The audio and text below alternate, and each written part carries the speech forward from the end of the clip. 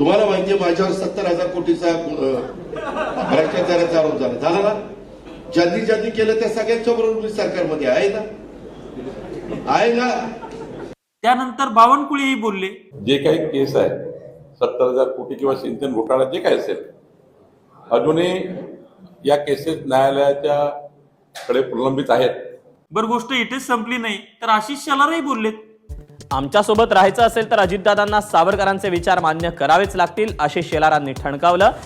आता आशिष शेलारांच्या म्हणण्याप्रमाणे अजित पवार आमच्या सत्तेच्या तुकड्यावर जगत आहेत, त्यांनी सावरकर वाद स्वीकारावा.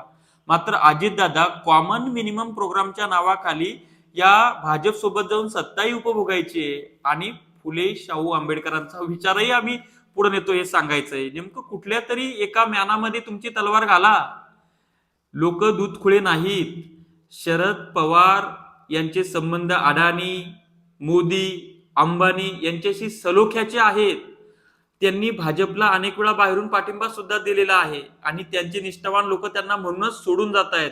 आज शरद पवारांनी ठामपणे उभं राहून भाजपला विरोध करणं अपेक्षित असताना भाजपच्या गळ्यात गळे घातलेले, आपल्या पुतण्याच्या गळ्यात गळे घातलेले आहेत.